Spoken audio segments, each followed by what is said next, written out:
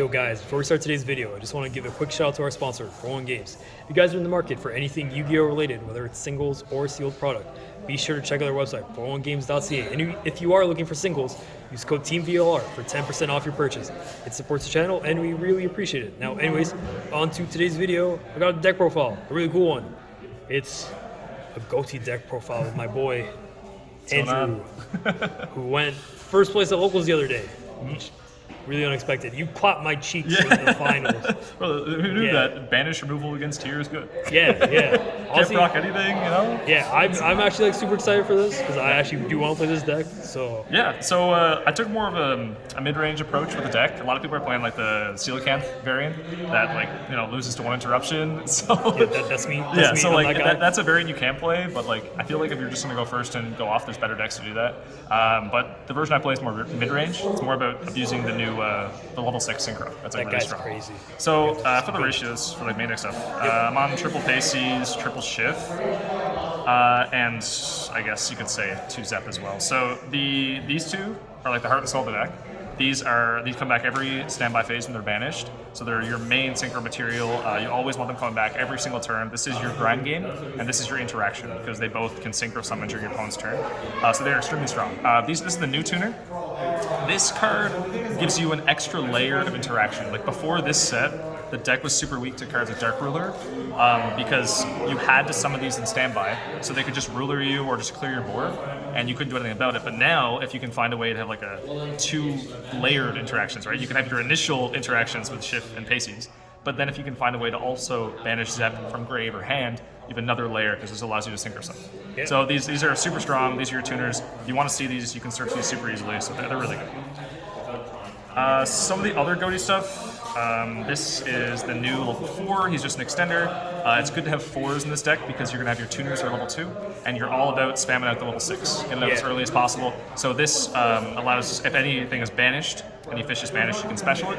The trap effect, I'm not using because I don't think the traps are good enough. No, the traps are, spoiler alert, there's no Ghoti traps in this. They're bad. They only trap Simper. Yeah. They're bad. You can play them, but Fury's okay, but I don't think it's worth it. No. The other Ghoti, this guy is the star of the show. Yeah, this guy's crazy. This gives you an extra layer of interaction.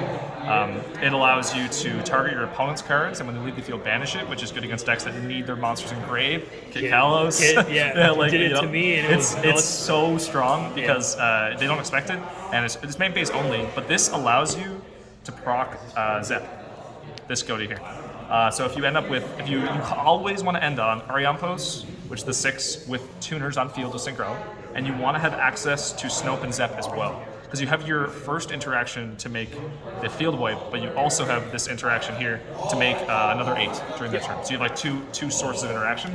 So Snopios allows you to play through a lot. He also sometimes allows you to play on your opponent's turn 0.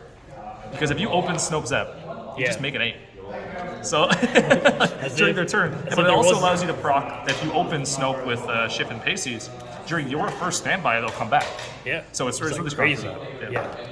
Some of the non-Ghoti fish stuff, Leaf Fish, this is Ariampos on its own, because you go Leaf Fish, send Shift, banish Shift, and it'll come back in standby. Yep. So this is just a 1-card play. The deck doesn't have many of those. No. It's a lot of 2-card combos, 3-card combos, so having a 1-card combo like Leaf Fish is really strong. The banish effect to shuffle 3 doesn't really come up. Yep. It can come up, but it doesn't really. Yep. Alongside that, I'm playing 2 Abyss Shark. This card is crazy. I think I'm going to play 3. Yep. Just got my 3rd, but this card is nuts because you have open any fish, you can summon this, and you can search either Lifeless, or you can search Exceed, as well as a 4. It's just an additional extender that allows you to get free advantage, and it allows you to go into rank 4s. So it's super strong. The level 5 kind of sucks, so you don't really synchro with it, but having it as a rank 4 option is good. So Abyss Shark is crazy. Angler is another thing you can search off of Abyss Shark. So I think he's good, because if you just open Shift or Paces or Zep, and you have Angler, you can make Ariampos, and that's all you're trying to do. We're trying to make Ariampos, so this is really strong for that purpose. So it's good to have. Tunaful. This card is not reprinted as of yet. It's super expensive. It doesn't need to be. I'm playing 1 because 1, I own 1, and 2, I don't even know if you need more than 1 because this card is searchable with Ariampos. It's searchable follow-up, so it's fine to have. It's good to see sometimes. It just adds to your banished fish total. It's like a lone fire. You could. I think you could get away with 2 or 3. Honestly, you'd have to do some cutting other stuff, but Yeah, so that's all Fish. the fish. So for the hand traps, we are playing Magnamune, Druis Worm, Shifter, Oh, of course. and Imperm. So yeah, so to start with Bestials, Bestials are so strong. They are so strong because if you end on tuners on their board, that quick synchro, you can summon these during their turn and they're 6s. It's really good. So you can go into like any of your level 8s, like well not any of them, they can't go into Whale, but you can go into Azkan during your turn, and if you go into it with Druis Worm, you get to send something too along with this. Crazy. So it's so strong. So these are really good. And the meta right now is Tier, so you know you want to you want to beat Tier, and this is what this deck's trying to do. Yeah. And Shifter, you want to beat Tier, this course. beats Tier. Yeah, you don't care if your cards are banished. No. You can't use You Ariane want Post's them to second be effect banished, all day. Oh, no. But yeah, Shifter, you open it, you win. And Imperm is just a good card. This deck struggles going second. It can struggle going second depending on if you don't hand trap them. So you need to. You will never break their board because you need to play on their turn. So what you need to do is weaken their board so you can play into it and then start playing on their next turn if you go second. So you need to have some sort of hand traps and stuff. Okay, so for the spells, 3 of the field spell and terraforming. There's no way to search this field spell in archetype, so weird. but this field spell is strange. It's good, but I don't know. Like it's the searcher you need. It's good to keep on board. It gives you recursion, gives you a better grind game. But its great effect like never comes up to like summon it back. I've only ever used it once, but it's fine. It's a good field spell. You need good cards in this deck. So. This is so insane. This is like these are the most flexible cards in the deck because you can play. I'll just show you now.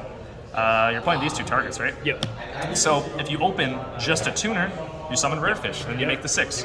You open just a 4, you summon this, you make the 6 because it's generic. So like these cards are strong. You open both, you can just make the 6. It's 2 and 4. So it's really good. These are good extenders. You need ways that aren't telegraphed in how you're going to play into the board. So these are good to have. So I don't know if I play 3 Ready Fusion. I think 2 and 1 is good. Until Instant gets banned, and then we'll play 3. I'm playing Desires. I think that Desires is great. It has synergy with Shenging, because if you're playing that in this deck, it's really good. And you just need the extra cards, so you don't really care what gets banished. And I'm just a minnow. Sure, gotta have at least one. Yeah, gotta have one. The deck doesn't have one, so. For the extra, we're playing 1 Ghoti Deep Beyond. So this card is crazy. This is your win con. This card, if you summon it when your opponent starts to play and you can they really start to play, you go deep beyond them, you banish the entire field. It doesn't come back. Like it banishes their entire field. And if they can't play through that, this comes back next turn as 500 for every banished card. So like if every banished monster, so like it just you kill them turn 3. Almost every game, if you are allowed to make this, you will kill them turn 3. I'd say it's so nice. good. So this is I almost want to play 2. But the thing is, you kill them most of the time, so you don't need it. You don't need the second. So it's really good, but I think 1's the move. For more 10s, I'm playing Baron and Shenging. Baron is so strong because this deck is super nib weak, but not in the traditional way. You can get nibbed in your opponent's turn in this deck, and you can also, because you're summoning their standby, but you can also get nibbed very easily on your turn 3. Because like I said with the Deep Beyond play, in your standby phase, this will come back along with 2 of the tuners. That's already 3 summons. So you can make Baron on 5th summon by having the 8 and a 2, right? So it's just good to protect you from nib. And Shenging is insane synergy. It's a water. It has effects not being banished. It's generic. It is free removal. It's so strong. It's really good. I made it a few times. For 8s, first you gotta play Azkan. This card is crazy. Really this card is infinite recurring because every time it's banished, it'll come back once per turn by banishing a fish from grave. So you use this, you banish it for the field spell, you banish it for any purpose. It gets banished off Deep Beyond, anything. Off Snopios, which is the 6. This card is like the bread and butter of the deck. It is free removal because it just banishes a card in the field. Super good against tiers, super good against anything that wants to be in grave. So you make 2 of these every game. Almost every game you make 2 of these cards. So I wouldn't play 3, I don't think, but 2 is good.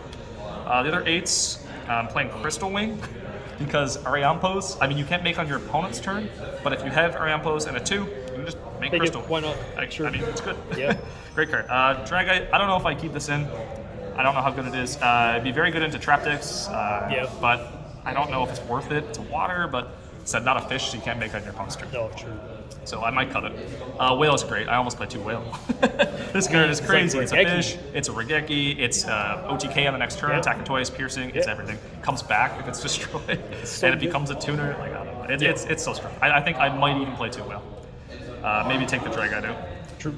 I think I want to play 3 of this card. This is the reason to play the deck. This card is crazy. So good. This is like Ghoti double helix. Yeah. this card is so good. Yeah, he does so like so much. when this came out, the whole deck became built around summoning this card because you summon it, you get to banish any fish in the game from your deck. So you banish any of your tuners, whatever you're missing. If you don't have Snowpios, you banish Snowpios down the back. And then if it's using synchro material, you can add any fish by banishing one from grave. So it's just like a +2 in card advantage, and it's an easy setup to make. When you banish the tuner, you can make Ozcon, you can go to Deep Beyond next turn. Like this is you're making your whole deck is based around something this card. Yep. And this card is crazy. So I almost play 3. But you're making on your first turn, you're making on your third turn, you're making it whenever you can. So this card is crazy. Okay, that's all the synchros. 2 fusion targets. Already talked about those. Fantastic. I'm playing Kragan as Abyss Shark. This card is still really good. It's very good into flu. Summon it in defense. You just pop their MP, they're all waters. It's good for that. It's just good disruption. You can make this if your hand's really good. You can make this on top of Ariampos. So you can end on like the synchro with Kragan. It's pretty good. I don't know, it's good. But I think that this is the best. If you're going to play like 1 XYZ for water, this is the best one. Is that one? No spawns? No spawns. I don't have the room. Okay. I probably could make the room. I summoned Abyss Keeper once and Phoenix 0 times. This is here because if my hand is bad and I open Magnamute, I go Magnamute to Wristworm, and then I can like going seconds. I can link into Phoenix, send 1, and then destroy a Speller Trap. So that's why this is here because this deck has issues going second. So I need something to link off to Wristworm. So I think Phoenix was good. I think I keep it in just in case, but it's good. It's good to have. Onto the side, this wasn't as thought out as the rest of the deck. It's a little special because you need to be playing cards that deal with the board. Because if you don't deal with their Omnis, they're just going to Omni negate when you try to play on their turn. So you need to deal with their cards. So I'm playing Panka 2 Alpha. This is really good just to start off your plays, deal with a couple Omnis. They trade really well. So this is really good going second. This is the sort of stuff that you need. Same with Regeki. You need to clear their board. You can't leave anything there. So Regeki is very strong for that. It's good. It might not be like amazing into tier. But definitely not tier. Yeah, it's not something you put in against tier, but like something against Flu, Sprite. Even like sometimes like Exo. It's just good card. So some removal for Spell Trap. This deck doesn't struggle actually that much against traps. Because if you are going first and they set 5, you go Ghoti of the Deep Beyond and banish their entire everything. So like if you go first, you win, and if you go second, you can kind of play through it with a lot of your interactions. So, but it's still good to have this sort of stuff. I will not be playing these again. Oh, that bad? It's bad. It's bad. Like you're okay. This card has anti-synergy with Bestials, I think, and you kind of want to be. You always kind of want to have monsters in this deck. So it doesn't. I realized like after I started the tournament, I was like maybe I shouldn't have played this. So I've replaced it with something else.